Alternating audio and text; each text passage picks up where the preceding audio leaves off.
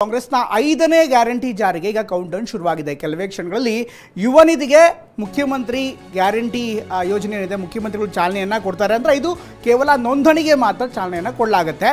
ಕೆಲವೇ ಕ್ಷಣಗಳಲ್ಲಿ ಯುವ ನಿಧಿ ಗ್ಯಾರಂಟಿಗೆ ಚಾಲನೆಯನ್ನು ನೀಡಲಾಗುತ್ತೆ. ಇದಕ್ಕೆ ಸಂಬಂಧಪಟ್ಟಂತೆ ಇವತ್ತಿನಿಂದ ಎಲ್ಲರೂ ಕೂಡ ಅರ್ಜಿ ಹಾಕಬೇಕಾಗತ್ತೆ. ಅರ್ಜಿಗೆ ಸಂಬಂಧಪಟ್ಟಂತೆ ಅರ್ಜಿ ಪ್ರಕ್ರಿಯೆಯನ್ನು ಇವತ್ತು ಚಾಲನೆ ಮಾಡಲಾಗ್ತದೆ. ಮುಖ್ಯಮಂತ್ರಿ ಸಿದ್ದರಾಮಯ್ಯನವರು ಬ್ಯಾಂಕ್ವೆಟ್ ಹಾಲ್ನಲ್ಲಿ, ವಿಧಾನಸೌಧದ ಬ್ಯಾಂಕ್ವೆಟ್ ಹಾಲ್ನಲ್ಲಿ ನೋಂದಣಿ ಪ್ರಕ್ರಿಯೆಗೆ ಚಾಲನೆಯನ್ನು ಕೊಡ್ತಾರೆ. ವಿಧಾನಸೌಧದ ಬ್ಯಾಂಕ್ವೆಟ್ ಹಾಲ್ನಲ್ಲಿ ವಿಶೇಷವಾದ ಕಾರ್ಯಕ್ರಮವನ್ನು ಕೂಡ ಆಯೋಜನೆ ಮಾಡಲಾಗುತ್ತೆ. ಅದಕ್ಕೆ ಸಂಬಂಧಪಟ್ಟಂಥ ಎಲ್ಲ ಮಾಹಿತಿಗಳು ಕೂಡ ಇರುತ್ತೆ. ಯುವ ನಿಧಿಗೆ ಅದು ಯುವ ಜನತೆಯ ಉಜ್ವಲ ಭವಿಷ್ಯಕ್ಕೋಸ್ಕರ ಈ ರೀತಿಯಾದಂಥ ಒಂದು ಕಾರ್ಯಕ್ರಮ ಅಂತ ಈಗಾಗಲೇ ಸರ್ಕಾರ ಹೇಳ್ತಿದೆ.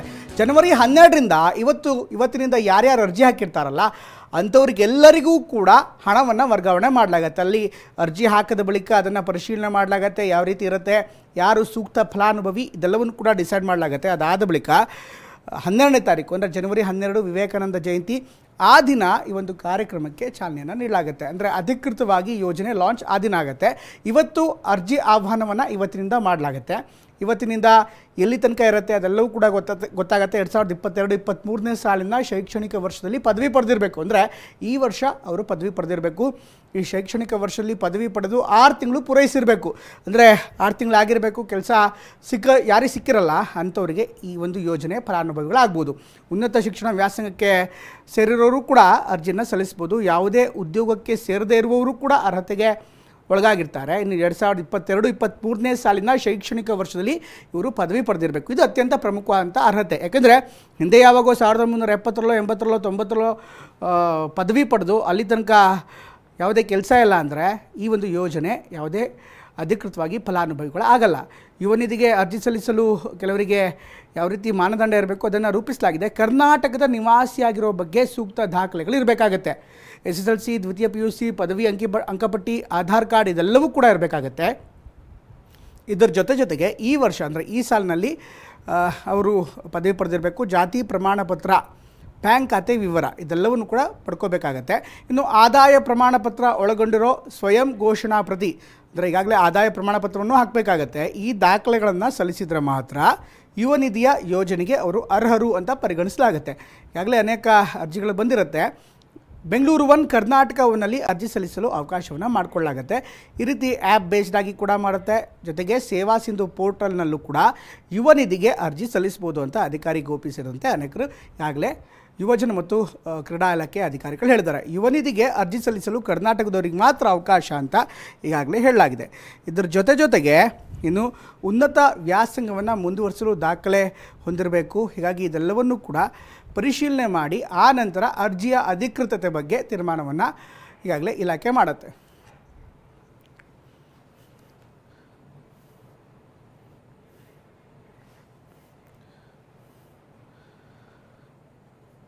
ಈ ಬಗ್ಗೆ ಇನ್ನಷ್ಟು ಹೆಚ್ಚಿನ ಮಾಹಿತಿಯನ್ನು ನೀಡ್ತಾರೆ ನಮ್ಮ ಪ್ರತಿನಿಧಿ ಸುನಿಲ್. ಈಗಾಗಲೇ ಸುನಿಲ್, ಎಲ್ಲ ಡೆವಲಪ್ಮೆಂಟ್ಗಳನ್ನು ನೋಡೋದಾದರೆ ಸಾಕಷ್ಟು ವಿಚಾರಗಳಿರುತ್ತೆ. ಅಂದರೆ ಸರ್ಕಾರ ಸಹಜವಾಗಿ ಎಲ್ಲ ವಿಚಾರಗಳನ್ನು ತೀರ್ಮಾನ ಮಾಡಿ ಅಂತಿಮವಾದಂಥ ಯೋಜನೆಗಳನ್ನು ಈ ಬಾರಿ ಜಾರಿ ಮಾಡ್ತಾ ಇದೆ.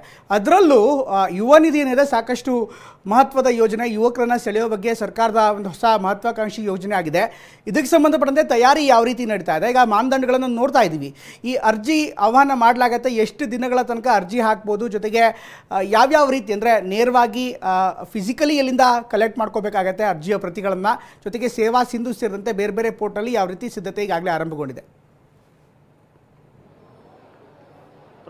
ಪ್ರಮುಖವಾಗಿ ಈ ಬಾರಿಯ ಕಾಂಗ್ರೆಸ್ ಸರ್ಕಾರ 5 ಗ್ಯಾರಂಟಿಗಳ ಮೂಲಕ ರಾಜ್ಯದ ಜನರನ್ನ ಮನೆ ತಲುಪಿಗಾಗಲೇ ಸರ್ಕಾರ ಕೂಡ ಅಧಿಕಾರಕ್ಕೆ ಬಂದಿರುವಂಥದ್ದು. ಆ ಒಂದು ಹಿನ್ನೆಲೆ ಈಗಾಗಲೇ 4 ಗ್ಯಾರಂಟಿಗಳಿಗಾಗಲೇ ಅನುಷ್ಠಾನ ಮಾಡಲಾಗಿದೆ.